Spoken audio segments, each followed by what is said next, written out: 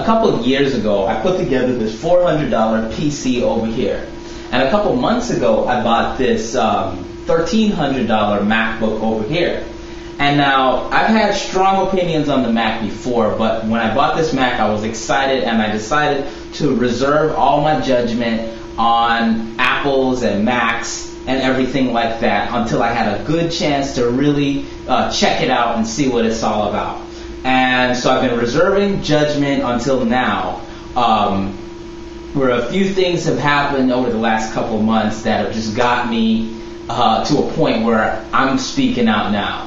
So I'm coming out now, so if you're an Apple fanboy, I'm sorry, but this one is for you. So basically, lately, after getting this Mac, a bunch of stuff has been happening to it. I've been playing around with it. There's some stuff that I really like about it, and I'll go into that, but there's just some stuff that I just can't excuse. First of all, like my airport card, that's what gets me on the internet. Just out of the blue, it just shuts off, and I can't get on the internet. So I'm going down to the Apple store, and I want them to take a look at it, and they're literally afraid to open my MacBook because of the beautiful, sexy, hermetically sealed new aluminum chassis, or whatever the heck it is, the unibody, if you call it that.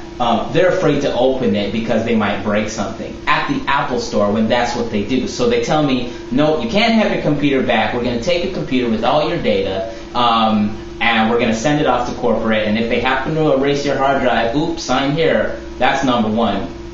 And then lately, it just keeps like just shutting down on me. After after a couple minutes, it'll shut down, obviously, because it's going on standby mode, and then it just won't wake itself up. I charge it, I do all these things, and it won't wake itself up. Anyway, so real quick, I'll tell you my whole Mac story and what brings me to this point. When I was first introduced to the Mac, I was like probably 11 years old, and by then I had known a lot about computers. And so it's the early Macintosh computers. It was at my school. It's this new sexy thing, and I'm checking this out, and I'm like, what in the world is this?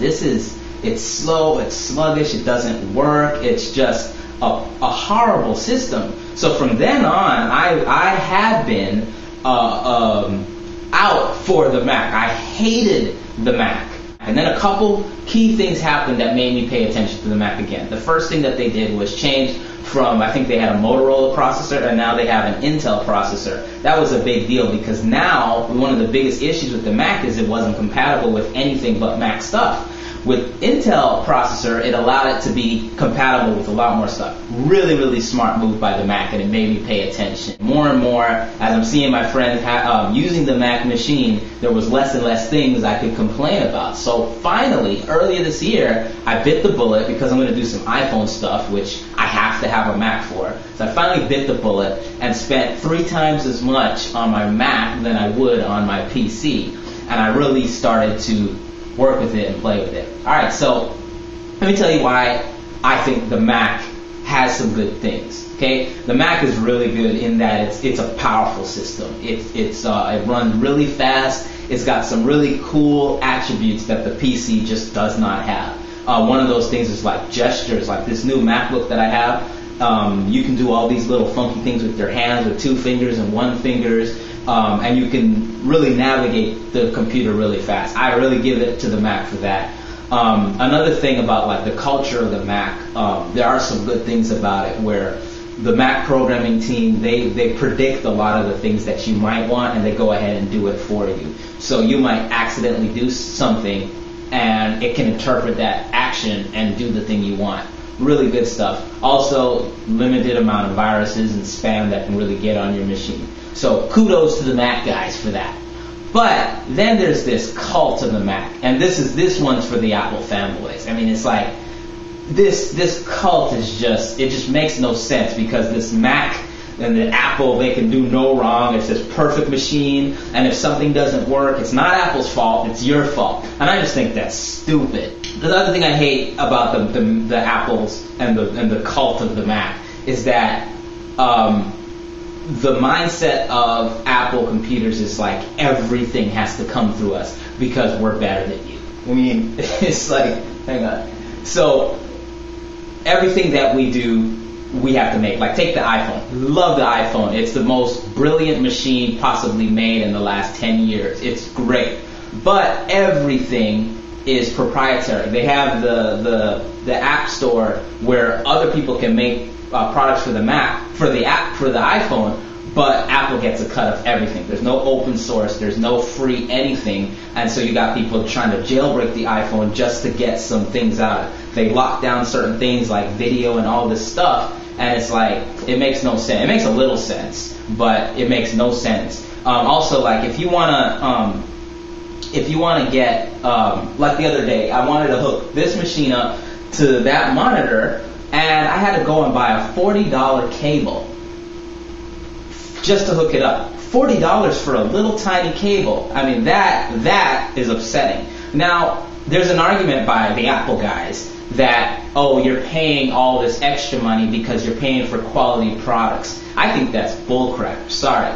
But quality products, I mean, yeah, there's some things about the Apple that are quality. But take the monitor, for example. This monitor, I think it costs like $150. To get the equivalent size monitor that's an Apple product, you're paying $600 or $700. Now, I went to the Apple store and I'm like, hey, I mean, can you tell me what's so much better about your monitors than something else? And I stumped them. They're like, oh, well, you know, there's not really, it's the same thing. So I don't like to hear the argument about you're paying a premium for better quality stuff. No, you're paying for the big white Apple logo that glows in your face and glows in the dark. It's garbage. So $400 PC, $1,300 Mac, I choose the PC for 95% of what I'm going to do. So I just say to the Mac people, let's be real, okay? This is again at the cult of the Mac.